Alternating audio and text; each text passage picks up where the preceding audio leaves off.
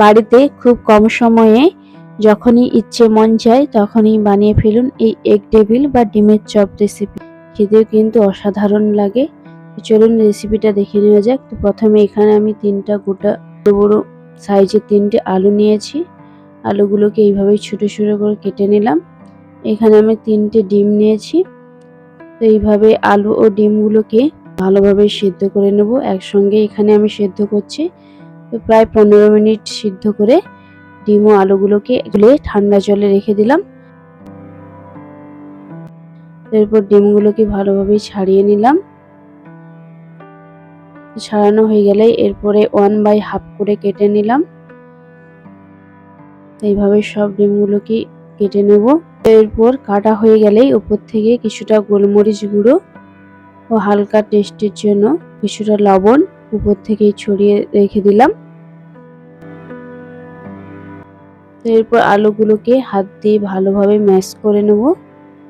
এইভাবে ম্যাশ হয়ে গেলেই কড়াইতে এখানে আমি 1 চামচ রিফাইন অয়েল নিয়েছি। রিফাইন অয়েল গরম হয়ে গেলেই এরপর গোটা জিরে নিয়েছি, জিরেগুলোকে হালকা ভেজে নিলাম। এরপর আমি এখানে 2টো পেঁয়াজ নিয়েছি। পেঁয়াজগুলোকে এইভাবে গোল গোল করে কেটে তেলের উপরে দিয়ে দিলাম। ও ঝালের জন্য কিছুটা কাঁচা লঙ্কাও নিয়েছি। এই পেঁয়াজ কাঁচা লঙ্কা ভাজা হয়ে এলেই এরপর যে আলু মেখে রেখেছিলাম সেটাকেও এর উপরে দিয়ে দিলাম। এরপর ভালোভাবে মাখিয়ে দিচ্ছি স্বাদ মতো লবণ, 1/2 চামচ হলুদ গুঁড়ি ও 1 চামচ কাশ্মীরি গুঁড়ো লঙ্কা, কিছু ভাজা মশলাও দিচ্ছি। 1/2 চামচ জিরে, 1/2 চামচ ধনে গুঁড়ো ও 1/2 চামচ গরম মশলা। এখানে কিছুটা আমি বাদামও দিচ্ছি। একটু বাদাম দিলে একটু টেস্টটাও একটু ভালো হয়। এরপর ভালোভাবে আলুর সঙ্গে মাখিয়ে নেব। মাখানো হয়ে গেলেই এরপর ঠান্ডা করার জন্য রেখে দিয়েছিলাম।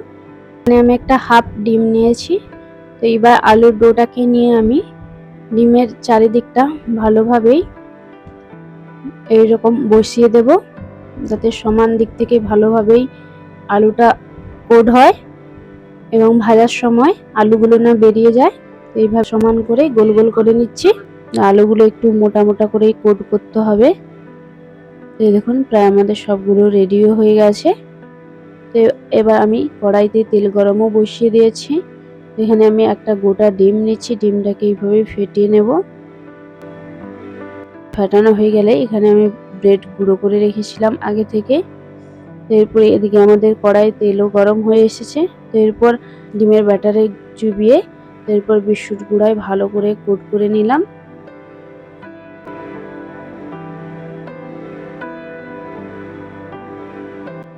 এরপর সোজা আমি তেলের উপরেই দিয়ে দিলাম। তেলটাকে এখানে ভালোভাবে গরম হতে হবে। এইভাবে সবগুলোই দিয়ে এপিট ওপিট করেই উল্টিয়ে নেব।